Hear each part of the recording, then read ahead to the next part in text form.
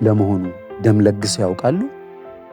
ምላሾ አዎ ከሆነ መልካም፣ እጅጉን የሚመሰገን ተግባር አድርገዋል። እርስዎ በለገሱት ደም ቢያንስ አንድ ሰው ሕይወቱ ተርፏል። ታዲያስ ግን ደም ለመለገስ የሚከለክሉ ሁኔታዎችን ለይተው ያውቃሉ? ዕድሜ ከ18 ዓመት በታች ወይም ከ65 ዓመት በላይ ከሆነ ደም መለገስ አይፈቀድም። ሆኖም ግን በአንዳንድ ሀገራት የታችኛው የዕድሜ ወለል ወደ 16 ሊወርድ ይችላል። 350 ሚሊ ሊትር ወይም አንድ የለስላሳ ጠርሙስ የሚያክል ደም የሚሰጡ ከሆነ ክብደቱ ቢያንስ 45 ኪሎ መሆን ይኖርበታል። የሚሰጡት የደም መጠን 450 ሚሊ ሊትር ከሆነ ክብደቱ ቢያንስ 50 ኪሎ መሆን ይኖርበታል። ሴቶች የወር አበባ እያዩ ደም መስጠት ይችላሉ። ሆኖም ግን የወር አበባው መጠን ከወትሮ ከበለጠ የወር አበባ ስርዓቱ እስኪስተካከል መጠበቅ መልካም ነው። እርጉዞች፣ መጫቶች እና አጥቢ እናቶች ደም መለገስ በሰውነታቸው ላይ የሚፈጥረውን ትርፍ ፍላጎት ለመቀነስ እስከ 6 ወር ከመለገስ ቢቆጠቡ ይመረጣል። ደም በሚለግሱበት ጊዜ የተሻለ የጤና ደረጃ ላይ ቢሆኑ ይመረጣል።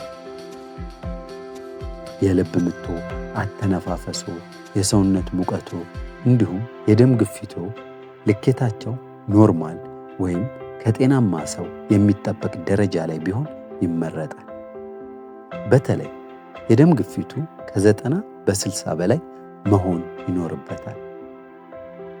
ደም በሚሰጡበት ጊዜ የደም ማነስ ምልክት ሊያሳዩ አይገባም።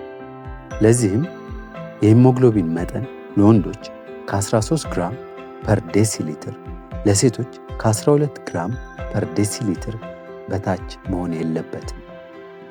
ማንኛውም አይነት ሰውነትን የሚያስቆጣ ህመም ወይም ኢንፌክሽን ካለብዎ ከህመሙ ካገገሙ እስከ 2 ሳምንት ጠብቀው እንዲለግሱ ይመከራል። የልብ ህመም፣ የኩላሊት ድክመት እንዲሁም ስር የሰደደ የጉበት ህመም ካለብዎ ህመሞቹን የሚያባብስ ጫና ስለሚፈጥር ደም መለገስ አይፈቀድም። ካንሰር ህመም ካለብዎ የካንሰር ህክምና የሚወስዱ ታማሚ ከሆኑ ደም እንዳይለግሱ ይከለከላል። በቅርቡ የቀዶ ህክምና ካደረጉ ደም ለመለገስ መቆየት ይኖርቦታል።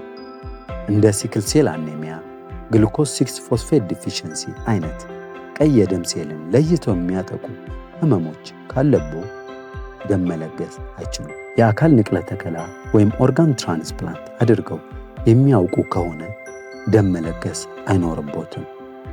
በመድኃኒት በኩል ደግሞ ማንኛውም የኢንፌክሽን መቃወሚያ ወይም አንቲባዮቲክስ እየወሰዱ ከሆነ ወስደው ከጨረሱ እስከ 2 ሳምንት መጠበቅ ይኖርቦታል።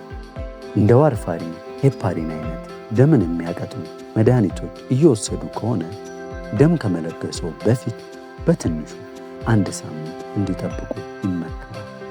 አስፕሪን የሚወስዱ ከሆነ በትንሹ 5 ቀን፣ ዳይክሎፌናክ፣ አይቡፕሮፌን አይነት ህመም ማስታገሻ ከወሰዱ በትንሹ 2 ቀን ከመለገሰው በፊት መጠበቅ ይኖርቦታል።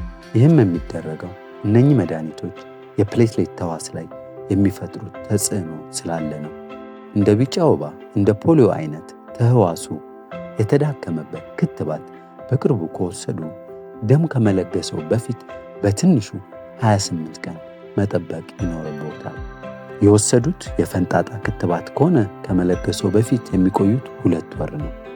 የኤችአይቪ፣ የሄፓታይተስ ቢ፣ የጉበት ቫይረስ እንዲሁም የሬቢስ ወይም የእብድ ውሻ በሽታ ተጋላጭነት ኖሮት መከላከያ ክትባት ከወሰዱ በድጋሚ ተመርምረው ህመሙ ሰውነቱ ውስጥ እንደሌለ እስኪረጋገጥ ድረስ ደም መለገስ የለቦትም። ከዚህ በፊት ሙሉ ደም ሰጥተው የሚያውቁ ከሆነ ደም መለገስ የሚችሉት ከ3 ወር በኋላ ነው። ሀገራችን ኢትዮጵያ በየቀኑ 18,000 ያህል የደም ልገሳ የሚያስፈልጋት ቢሆንም በቀን የሚደረገው የደም ልገሳ 1,000 አካባቢ ነው። ይህ ማለት ደም አጥቶ ሕይወቱ አደጋ ላይ የወደቀ ታካሚ ያለ ማለት ነው። ታዲያ ይህ ክፍተት የሚሞላው እርሶን የመሰሉ በጎ አድራጊ ኢትዮጵያውያን ደም ሲሰጡ ነው። የእርሶ በጎ ተግባር ደም ለሚያስፈልገው ታካሚ የሕይወት መስመር ነውና ደም ለመስጠት አያቅማሙ። ይህንን ትምህርታዊ መረጃ ከወደዱት መልካም ነው ብለው ካሰቡ ላይክ፣ ሼር፣ ሰብስክራይብ ማድረግ እንዳይረሱ።